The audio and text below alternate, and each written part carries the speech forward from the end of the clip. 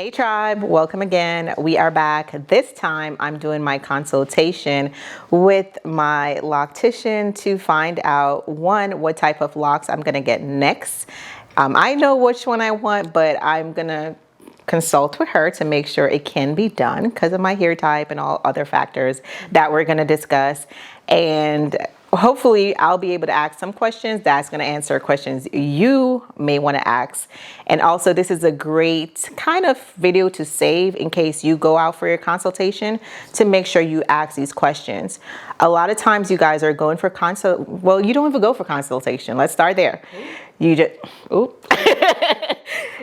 you find a loctician and you just go with it, and then you have issues down the line. I think it's super important to find a loctician, consult with them, and make sure you guys are a great match. It's great for both parties. She's gonna be able to tell you if she can serve you, and vice versa. You're gonna be able to tell if you're gonna be comfortable with this person for a long period of time. So introducing my loctician that I found. That's local to me. She does home visit. Your loctician don't do that. Just saying. But Shanice, introduce yourself. Hi, I am Shanice McKinney, and I am a licensed stylist that specializes in locks. So I don't technically hold the term loctician. I'm a cosmetologist, okay? So there is wait. Let's not jump over that. Speak on it, because everybody named Mama is a loctician. Okay. I'm a loctician. Okay. I do my daughter's hair. Okay. So let's speak on that, because let me speak on that real quick. Yes. So the biggest thing is knowledge and being able to inform your client. And that is what you're looking for in your consultation. A lot of people can establish and they can do because they say, oh, it's just twists. However, there's so much more science to hair. And even though hair is hair, that is my statement, it all needs care, it all needs love. But you should know not only just the person behind the chair, but the person in the chair, because we are working together. It's a collaborative effort. So I love that. Meet y'all. And what, to her point, one thing that I've learned over the years is, again, the difference between a loctician and someone who's certified, right? A lot of y'all be like, come with your hair wash. You know why they do that? Because they're not certified. That's it. I wanted a loctician that could wash my hair, because who doesn't like to be pampered? She knows your scalp. She's going to be able to get up in it and wash it good, do all those things. Versus, I mean, you can come wash, but it just feels like a complete service when your loctician and stylist is able to do everything. So that's one of the things that I was looking for.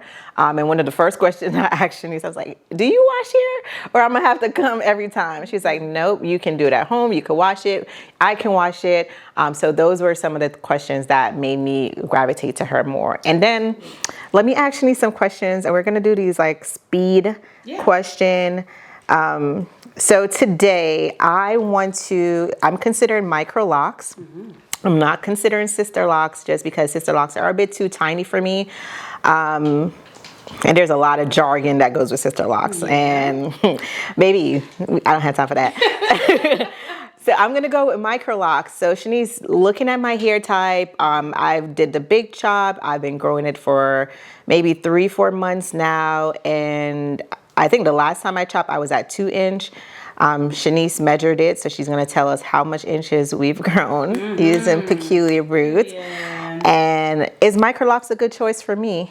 So, as you stated, Sisterlocks are smaller, but Sisterlocks, as I like to tell everyone, it's just a brand. So if we look at Micro-Locs, they are still in the same family. However, Sisterlocks require a certain framework and a certain technique. And I am Sisterlock trained, so I do bring that information to inform our Micro-Loc install.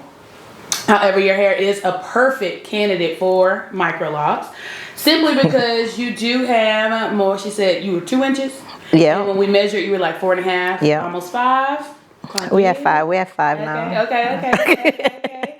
So we have more than enough to get what we need done. Okay. And the Micro-Locs allows for us to have a larger parting system and gives us that fullness that we were looking for when we were talking about our density and coverage. And I funnily always say that when I do Sisterlock installs, you can't get past the scalp chicken phase. That's just something you have to go through as part of that process. However, with Micro-Locs, using twists and the interlocking method towards the roots allows for us to walk away with a certain level of fullness that you'll have today. I love that. And I know when I came in for the consultation, I was like, I want this amount of locks. Can it be done with Micro-Locs? And she was like, yeah, we can do that. Because I don't want it too tiny, y'all. I don't want to, one of my gripe was I don't want to spend 6 hours on a retie. No. Baby, no. So I was like, first of all, how long is a retie going to take? And what was your answer to that? For the amount that she wants, when we have a shampoo, if she comes to me shampoo and we do a retie, we can be done between 2.5 to 3 hours max. Your loctician could never. Your stylist could never. And let's talk about Micro-Locs. I know there's different techniques to start Micro-Locs, and that's one thing you went over for my hair type again. So let's talk about it. Is it going to be interlock, braided, or two strand twists? What would you prefer? So we talked about the two different instances of two strand twists versus interlock. Some people even start braid locks. And we were discussing also not only your hair texture, but your lifestyle as well, because that plays a major role. So in our discussion, we talked about how, you know, the workout it's in there. We working out. My girl's in the gym. She's locked in. Okay. So we also need to be mindful of the amount of moisture that she will be experiencing through sweat, through shampooing, because we do want to be able to still cleanse the scalp effectively without disrupting our investment, because it is an investment. It does take time, and we want to make sure that we do those things appropriately. So we talked about how interlocking, which is what Sisterlocks are, where you do an interlocking method from the tip of the hair all the way to the root, and that pushes the locking method quicker. Then we also have the interlocking and two strand twists, which is what gives us the volume, the fullness that we're looking for. And then we also have interlocking with braids. So you braid the ends and you interlock the root. It takes a longer time for the braid to disappear, but it does help for those who have a stronger sweating moisture environment to keep the hair from becoming unloosed or unraveled over time. But it is a quicker method than interlocking, because some people say, why would I choose interlocks over braids? That's why. Most of the times it deals with the amount of time that we have as well. Because interlocking from tip to root, you know, folks that have Sisterlocks, they're like, oh, my establishment took 24 hours, it took 4 days, it took whatever. And that's because the technician is literally using their hands and using that method from the tip of the hair all the way to the root. But today we landed on Micro-Locs with two strand twists, and we are interlocking at the root. And how long should we estimate that's going to take? We are going to be done with about 6 hours. We should be in and out at max. Okay, y'all. And I think she's going to be done before that. I think I'm be done before that. But I like to give a little wiggle room. Right. And then one thing that was important to me was the grid pattern, because baby, the grids be gridding online. Y'all be making me like, ooh. And so I want people to see my grids and be like, damn, she is bougie and she invested in that. And so let's talk about the grid pattern system for Micro-Locs. How important is that? It's super important. And the reason being is your hair, although we love it and we take care of it as much as we can, the way that we're born, the density changes in different areas. So the way that you section the hair off, it has to help not necessarily counteract how your hair grows, but help protect it as it continues to grow out. So most of us will find that closer to the perimeter of our hair, it's finer. And as we move to the center of our head, it becomes a little bit more coarser. So sometimes the locks may vary in size depending on what the client needs, but they typically are smaller around the front to protect, right? Because as that lock grows, we don't want to cause any breakage along the line. We want it to be the exact same size all the way from the root all the way to the tip. So for us, we're still going to do a middle part, an ear to ear part, and then we will section off. And as we move through the gridding system, we will make our adaptations as I see as we move through. But it's important, honey, because when you style, you want to make sure them locks laying the way they're supposed to, okay? Listen, because we're going to be looking cute out here. Okay. What products or tools do you use during installation? During an installation, it is very minimal, right? So if we were in a shop, We are doing a home visit today, but typically your stylist or your technician should either shampoo your hair prior to make sure that you have a nice clean scalp with great moisture deposits, because you're going to have to go for a little while without washing your hair. And a little while for us may not seem long, but for some people it is. So typically I will tell most of my clients, because we also have to talk about if you have scalp issues, you have to have a whole different discussion. But as of right now, we do not have that variable to deal with. But she will not shampoo her hair again until we have our next retie. We're going to stop, we're going to look, we're going to assess. But during our but you can clean your scalp in different ways, guys. Yeah, no. But like that, like leaning her head back and just letting water run through, we need to do a check-in first. But so I can say locking is happening, it is established. Yes, you're free to go. But we're going to talk about all that stuff towards the end. She getting it. We don't want to put the cart in front of us. But right now, during an install, there should be very little product used. We already have clean hair. She's already put in moisture. I'm just going to section and part. There's going to be no product until the very end. And at the end, that's when we typically use a product that allows me to enhance or activate the curl so that she has that curly look at the end. And then we will oil the scalp. Right? Plug. And then, so plug it all. And then we will oil the scalp and that will be it. But there will be little to no product used. So if you have an establishment that is happening and there is gel or beeswax, we have a problem, because the scalp won't have a chance to breathe and settle and get adjusted to the new journey that you're embarking on. I love that. Yeah. And for reference, guys, I use the aloe gel on my scalp to start, because I didn't want it to be oily and greasy, because again, I have super sensitive scalp, and when I start sweating, it's gonna flake. So I'm gonna be using this probably for the next 6 weeks to soothe my scalp and cleanse my scalp. Next question. How often will I need retightening, and what's your typical schedule for maintenance? So typically those of us who are licensed will tell you that you can come. I love that we keep saying licensed. If you don't verify, it can easily become a money grab, right? Yes. And my biggest thing with my clients is I am not here to make money off of you. We have a relationship that I'm taking care of your hair and you're trusting me in that, so therefore you are paying me for that, not to become rich, okay? So for me, it is supposed to be 4 to 8 weeks. 8 weeks max. 4 weeks the earliest. And it also comes up to how your hair changes and adapts, right? So I have some clients, their hair, once you leave it alone, it takes off. And I may have a whole lot of hair there, and I'm like, okay, baby, you got to come every 4 weeks, right? And then if it is a slower rate of growth, we can go every 8 weeks. But we shouldn't go past that, because then we start running into issues of breakage and losing the grid and marrying of locks, where, we're asking our hair to lock, and if you leave it long enough, it'll grab onto its neighbor and try to marry it. Yeah. And then we have way more things that we have to combat. So typically in that 1 to 2 month range is where we ask for reties to happen. I love that. And that falls in line again. I love that you mentioned earlier lifestyle. Before, when I had traditional locks, I was maintaining it myself. However, I didn't do a lot of retwists. I probably retwist, honestly, when I had an event, y'all. I ain't gonna hold you. When I had an event, but I would wash weekly or bi-weekly. So when I decided to get Micro-Locs, I knew, one, an investment, but also an investment on the person that I would bring into that intimate part of my journey, making sure their schedule aligned with mine and it aligned with my schedule. Because if I could go 4 to 6 weeks without having to worry about my hair, baby, sign me up. Sign me up. And then after that 4 to 6 weeks, I have someone to go in and maintain and make sure everything is good. That was a deciding factor for me, for sure, on why I decided on Micro-Locs. So make sure you ask yourself those questions if you're considering.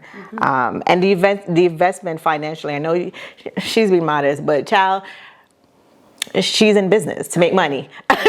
She's in business to make money, and she should be. And so it is an investment because of the quality that you're getting, the experience that comes with it. And so you want to make sure you set aside that funds.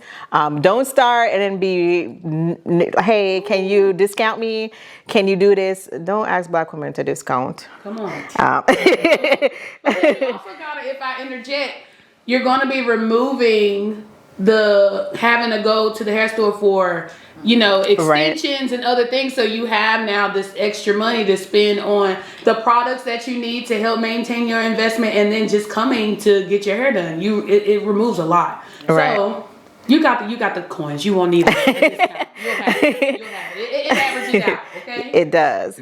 How would I handle slippage, buildup, or thin enough locks over time? I know you kind of touched on this a little, and just kind of give us some tips on maintaining scalp health during that period. Absolutely. So just to verify, during the period of waiting for my next retie. Okay. So a lot of times, especially, and we'll talk about it, there are times where clients will have to shampoo their hair, right? We talked about removing the variable about having scalp issues.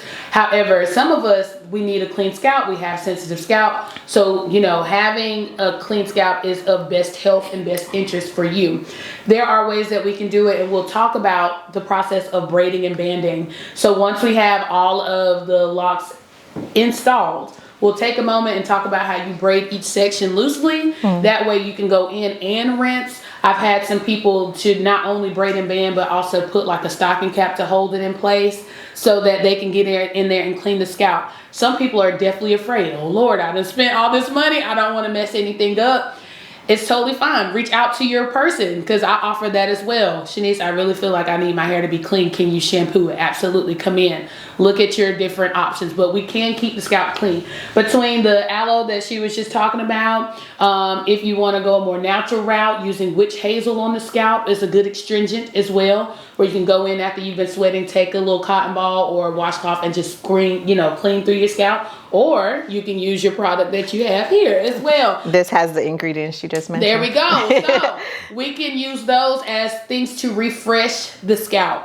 There should not be any product buildup. I know you made that statement, but we're not using any major heavy weighting product, right? Most of our products are water-based, so they should be able to shampoo right out. So we should not have that issue. Now, the thing that I've been fighting with the girlies as of late is the use of edge control. Oh, well, if you use this, there's no buildup. Right. I just learned. Just making sure that if you are an edge control girly at night, make sure you go through and, it has no leftover residue, but you still want to get it out. Because rolling around, we love to say that we got a silk pillowcase. Great. But your pajamas aren't silk. You get what I'm saying? There's so many things in your environment that aren't. So those are the things that you want to keep out. And then, of course, just keeping your hair covered, because at the end of the day, we want to keep all other variables and things out of your hair. And what should I expect during the lock-in process? Frizz, I know y'all hate frizz. But frizz is a part of any stage, any lock type you have, shrinkage, unraveling. I know I don't know how I'm gonna do with this shrinkage, but child, what should I expect? So you're gonna expect all those things. Although micro-locks are smaller than traditional locks that you've had before, they go through the exact same process. So we will be in our baby stages when we finish today, and as they start to mature and become teenagers, we all know teenagers, they get a little, disobedient and unruly. So you're going to have some frizziness. However, we've held up the mousse before, but we have things to help manage that. Even if it is just running a little mousse through it, not a lot, because folks go crazy. Yes, with the mousse. y'all do. Take the mousse to just run it through and tame it down a little bit, but it is a part of that process that people love to call the ugly stage, even though there's nothing ugly about your hair.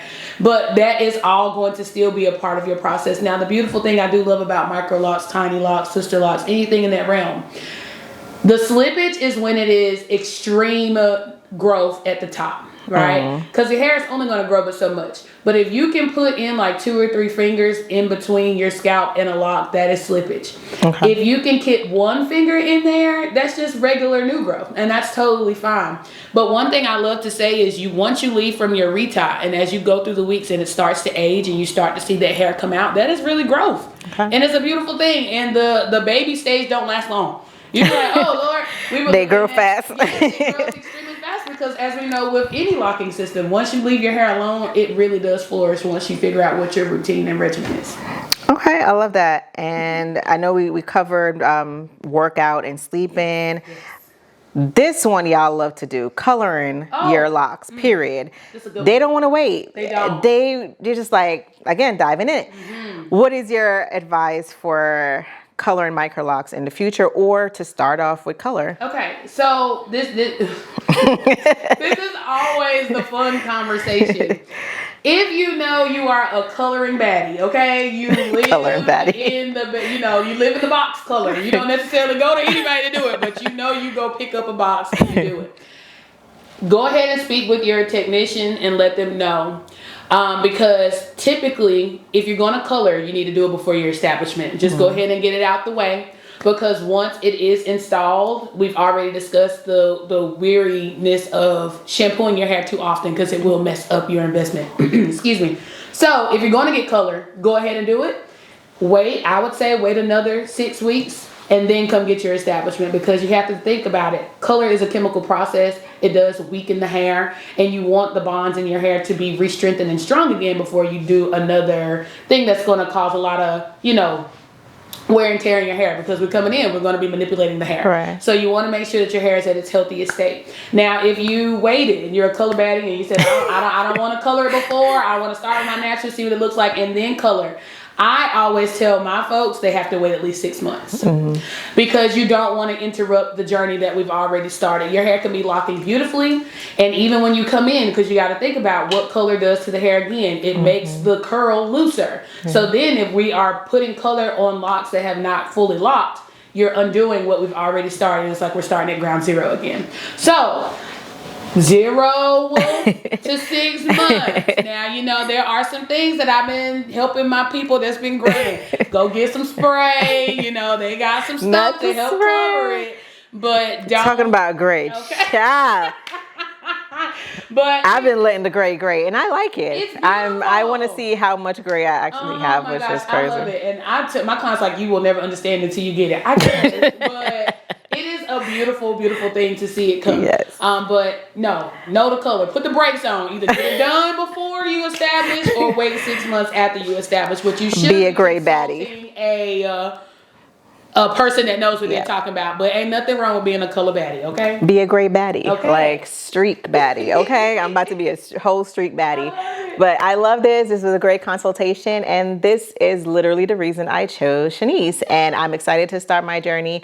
Let's not wait any longer, because, baby, it's been real ghetto with this. Let's go. So the next video you see, installation. Bye.